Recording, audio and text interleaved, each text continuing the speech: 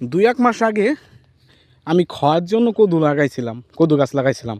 দেখেন মাশাআল্লাহ, এই যে খাবার জন্য 2টা কিন্তু নিয়েছি, একদম পিওর। এখানে কিন্তু কোনো ঔষধ প্রয়োগ করি না, কিছু প্রয়োগ করি না। এই দেখেন আরও কিন্তু কত সুন্দর লাউ ধরছে। এই লাউগুলা বুঝছেন একদম খাওয়ার জন্য, কিন্তু আমি কিন্তু খেয়ে থাকতে পারবো না। একটা গাছ লাগাইছিলাম, কিন্তু এখন কিন্তু দেখেন যেভাবে লাউ ধরছে, মানে অবিশ্বাস্য, বুঝছেন। আর গাছগুলোও কিন্তু উপরে খুব সুন্দর দেখা যাচ্ছে, গাছের কালারগুলো কিন্তু সেই।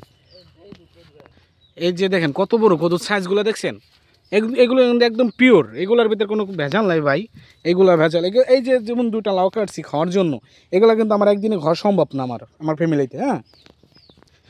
তাই আপনাদেরকে আমি বলবো, আপনারা বেশি বেশি চাষ করার চেষ্টা করুন। মানে বাড়ির উঠানো যদি আপনার একটু জায়গা থাকে, এটা আপনার যদি হয় মনে করেন এই আপনার ফ্যামিলি চলে এমনভাবে করে খান, আপনি ব্যস্ত হবে এমন কোনো কথা নাই। কিন্তু আপনার ফ্যামিলি তো একটু সচ্ছল হলো ওই ওই জিনিসটাই করে বিক্রি করে, তাই না? বিক্রি করে না, হয়তো বা আপনার বাজার সদাইটা একটু কম লাগলো।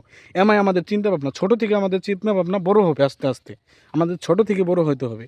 যাই হোক, আপনাদের মাঝে অনেক কথা শেয়ার করলাম। ভালো লাগলে লাইক কমেন্ট দিয়ে পাশে থাকবেন। আল্লাহ হাফেজ।